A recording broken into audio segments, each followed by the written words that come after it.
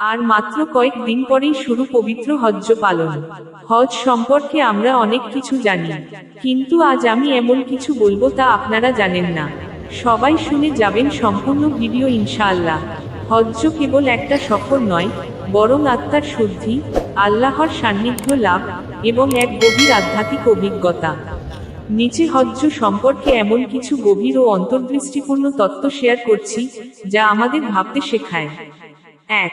হজ্জ শুধু শরীরের নয়, আত্মারও যাত্রা। হজ্জ মূলত ভৌগোলিক ভ্রমণ হলেও এটি আত্মার এক দীর্ঘ যাত্রা। এটা আত্মশুদ্ধির পথ, যেখানে মানুষ নিজের অহং, গর্ব, লোভ ও দুনিয়াবি মোহকে পেছনে ফেলে আল্লাহর দরবারে দাঁড়ায়। 2. ইহরাম মানে শুধু পোশাক নয়, এটি এক মনের অবস্থা। ইহরাম পরিধান মানে নিজের পরিচয় ভুলে গিয়ে শুধুই আব্দ হয়ে যাওয়া। এটি এক ধরনের স্টেট অফ সারেন্ডার, তুমি আল্লাহ ছাড়া আর কিছুই নও। 3. হজ্জ হচ্ছে দুনিয়ার মঞ্চে আখিরাতের রিহার্সাল। আরাফার ময়দানে লাখো মানুষ একই সাথে দাঁড়ায়, সবার পোশাক এক, কাউকে আলাদা করা যায় না। এ যেন কিয়ামতের ময়দানেরই এক ছোট সংস্করণ, যেখানে শুধু আমল দিয়েই মূল্যায়ন হবে। 4. তাওয়াফ, জীবনের কেন্দ্র আল্লাহ। তাওয়াফে আমরা কাবাকে কেন্দ্র করে ঘুরি। এটা আমাদের শেখায়, জীবনের কেন্দ্র হোক আল্লাহ, আর সবকিছু হোক তার চারপাশে ঘূর্ণায়মান। 5. জমজম, বিশ্বাসের পুরস্কার।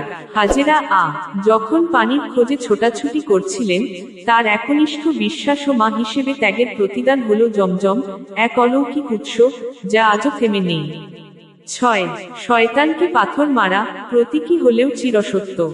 জামারায় শয়তানকে পাথর নিক্ষেপ মানে নিজের জীবনের গুনাহ, লোভ, হিংসা, অহংকারকে বারবার প্রতিরোধ করা, এটা প্রতীকী হলেও জীবনের বাস্তবতাকে চিত্রিত করে।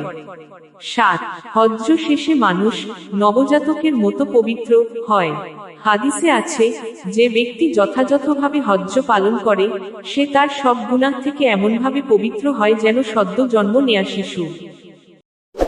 এরকম ইসলামিক ভিডিও নিয়মিত পেতে সাবস্ক্রাইব করতে ভুলবেন না কিন্তু। ভালো থাকেন, সুস্থ থাকেন, দেখা হবে আগামী ভিডিওতে ইনশাআল্লাহ।